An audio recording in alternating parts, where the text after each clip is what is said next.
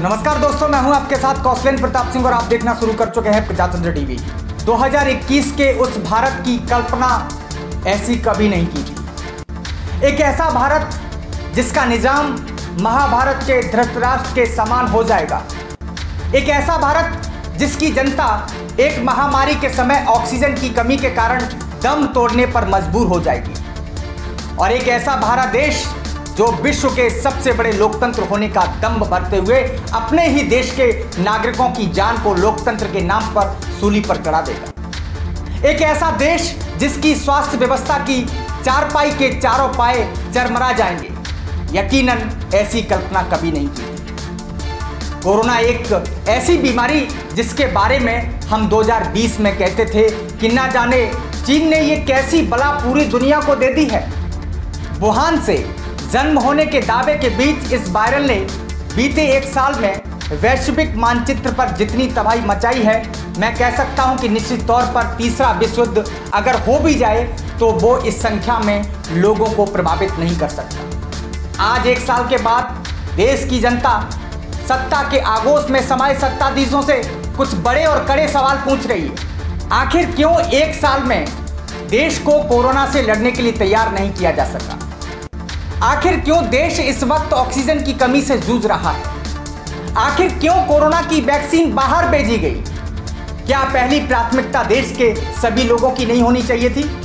आखिर क्यों देश में कोरोना के बीच बिहार चुनाव करवाया गया? आखिर क्यों कोरोना के बढ़ते मामलों को देखते हुए भी असम, पश्चिम बंगाल, तमिलनाडु, केरल और पांडिचेरी के चुनाव करवाए गए? आखिर कहां गए प्रधानमंत्री कोरोना फंड में दिए गए पैसे? आखिर क्यों? और ऐसे अनगिनत आखिर क्यों हर उस परिवार के मन में है जो कोरोना की इस लहर में अपने परिजनों को खो चुके हैं। सवाल बड़े हैं और सवाल अहम हैं, पर सब सवालों में सबसे बड़ा सवाल यह है कि देश की इस स्थिति के लिए कौन जिम्मेदार है।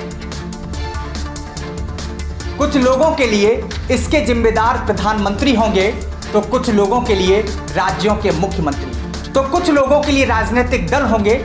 और मैं एक बात कहना चाहता हूं, जितनी भी ये मौतें हो रही हैं, ये प्राकृतिक मौतें नहीं हैं, ये सिस्टम के द्वारा हत्याएं हैं मेरे दोस्तों। और इन हत्याओं के लिए सीधे मैं तो कहता हूं कि देश के प्रधानमंत्री नरेंद्र मोदी और देश के गृह मंत्री अमित शाह पर एफआईआर दर्ज होनी चाहिए। और दोस्तों एक बात ध्यान में रखिएगा, सच्चाई को हमेशा कड़वा कहा जाता है। और क्या यह कड़वी सच्चाई नहीं है कि आज की इस भयावह परिस्थिति के लिए कुछ जिम्मेदार हम भी हैं और कुछ जिम्मेदार आप भी हैं। हम भी भूल गए थे कि कोरोना हमारे बीच में है और निकल पड़े थे भरे बाजारों में दिवाली, क्रिसमस, होली जैसे त्योहारों में मौज मस्ती करने के लिए। हमने तो सोशल डिस्टेंसिंग से ही डिस्टेंसिंग कर ली थी मेरे दोस्तों। क्या हमें नहीं पता था कि हमारे देश की स्वास्थ्य व्यवस्था कैसी है? क्या हम इस बात से अनजान थे कि हमारे नेता कैसे हैं? क्या हमें अंदाजा नहीं होना चाहिए था कि आज भी हमारे देश में 1456 लोगों पर एक डॉक्टर का अनुपात है? क्या हमने पहली त्रासदियों में अस्पताल के बाहर लोगों को मरते हुए नहीं देखा था? हम भी तो सब कुछ जानते हुए गांधारी बन गए थे मेरे दोस्तों। आंखों पर धर्म और जाति, चुनाव, अमीरी, गरीबी जैसे अनेक आडंबरों की पट्टियां लगाकर घूमने लग गए थे। लेकिन दोस्तों मैं एक बड़ी बात बताऊं, समय की सबसे बड़ी खूबसूरत यह बात है, वो है बदलता जरूर है। और हम भारतीय हैं, उस देश के नागरिक जिनके लिए उम्मीदों पर दुनिया कायम है। ये दिन हमारे लिए कठिन जरूर है। एक बार फिर समय हमारी परीक्षा ले रहा है और इस बार हम इस परीक्षा में केवल क्षण भर के लिए पास नहीं होंगे, बल्कि अपने द्वारा बनाई गई गलतियों से सीखेंगे। हर बार की तरह अंधेरा छटेगा, सूरज निकलेगा और एक बार फिर चीजें सामान्य होंगी।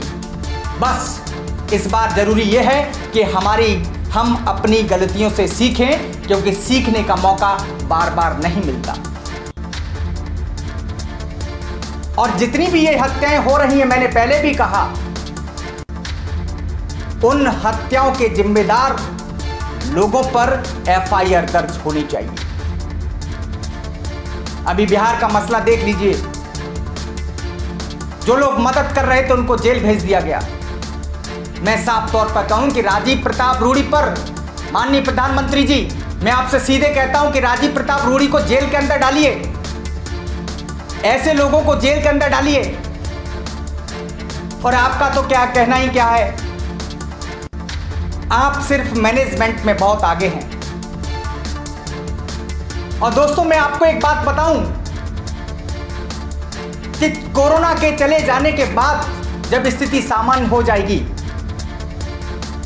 क्या आपको लगता है ये सरकार सही आंकड़े आपके समक्ष लेके आएगी? अगर आपको लगता है तो मैं कहता हूं कि आप बहुत भोले हैं। सरकार सही आंकड़े कभी आपके सामने नहीं लेके आएगी। फिर वही मैनेजमेंट होगा, फिर वही मीडिया वाले बड़े बड़े पोस्टरों के साथ, बैनर के साथ प्रधानमंत्री की वाई करेंगे कि वाह देखिए हमारे प्रधानमंत्री जी का मैनेजमेंट, इतने लोग मरने चाहिए थे, इतने लोग अगर मरते, अगर प्रधानमंत्री जी मैनेजमेंट ना करते तो इतने लाखों करोड़ों की संख्या में लोग भारत से कोरोना से मर जाते। ये आने वाले समय में होगा, लिख लीजिए, क्योंकि हमारे प्रधानमंत्री मैनेजमेंट में बहुत माहिर हैं।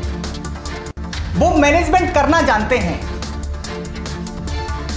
अभी सिस्टम पर सवाल हो रहा है, प्रधानमंत्री पर सवाल नहीं हो रहा। हमारे डॉक्टर्स जो मेहनत कर रहे हैं उनके सिस्टम पर सवाल हो रहा है कि सिस्टम की कमी से ये मौतें हो रही हैं। जबकि हमारे प्रधानमंत्री जी इलेक्शन कराने के लिए अन्य अन्य जगहों पर रैलियां कर रहे थे। हम तो समझेंगे कि देश का दुर्भाग्य कि इतने प्रचंड जीत के साथ प्रधानमंत्री संसद में पहुंचे और उसके बाद कई भारतीय जनता पार्टी के लोगों को, नेताओं को ऑक्सीजन तक नहीं मिल पाया।